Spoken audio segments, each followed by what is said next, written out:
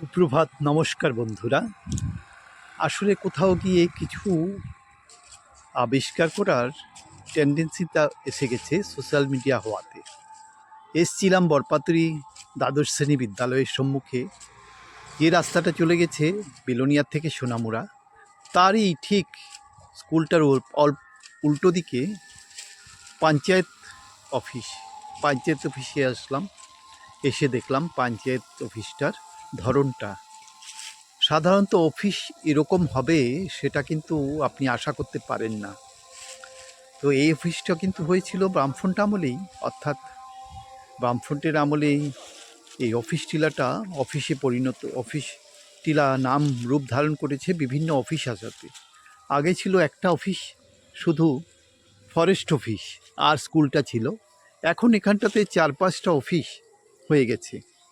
তো দেখলাম গাঁও পঞ্চায়েত অফিসটা যদিও বামফ্রন্ট করেছে, কিন্তু বিজেপি সরকার এই অফিসটার প্রতি এত যত্নবান হয়েছে, এত সুন্দর করে সাজিয়েছে। দেখুন, ওয়ালের মধ্যে কতগুলো চিত্র, যার মাধ্যমে প্রত্যেকটা নারী পুরুষ, শিক্ষিত অশিক্ষিত অর্ধশিক্ষিত সমস্ত নারী পুরুষের মধ্যে একটা বার্তা দিচ্ছে যে সরকার প্রত্যেকটি নাগরিকের প্রতি কতটুকু সচেতন। মেয়েদের শিক্ষা থেকে শুরু করে মনরেগা বা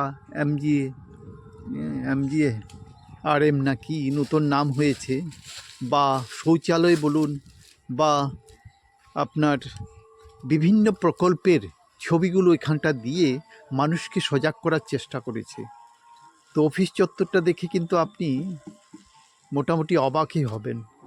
মানুষের সদিচ্ছা এবং অধ্যাবসায় থাকলে কতটুকু সুন্দর করে অফিসকে তৈরি করা যায়, সেটা এই পঞ্চায়েত অফিসে আসার পর কিন্তু আমি লক্ষ্য করলাম।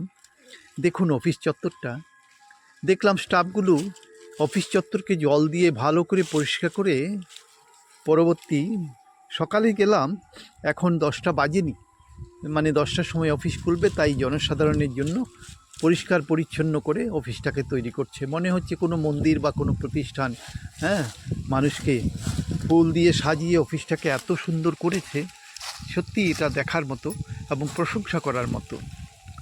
তো সেটাই বলছিলাম যে মানুষের সদিচ্ছা থাকলে, অর্থাৎ কর্মচারীদের সদিচ্ছা থাকতে হবে।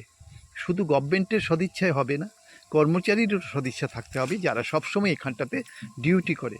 সেটাই এখানে পরিলক্ষিত হলো। দেখুন ফুল গাছগুলো এত সুন্দর করে সাজানো সামনাটাতে, তারপরে অফিস চত্বরটা মোটামুটি কোনো পর্যটক বা কোনো লোক আসলে পরে বাইরের থেকে খুবই অনুপ্রাণিত হবে ওদের এই কর্মপন্থা বা কর্মপদ্ধতি দেখে। তো ধন্যবাদ সবাইকে, সবার জন্য শেয়ার করলাম এরকম একটা অফিস। আপনারা আপনাদের অফিসটা যদি আপনাদের নিজের দায়িত্বে, নিজের ঘর মনে করে এরকমভাবে না সাজান, তাহলে মানুষের মধ্যে কী বার্তা যাবে?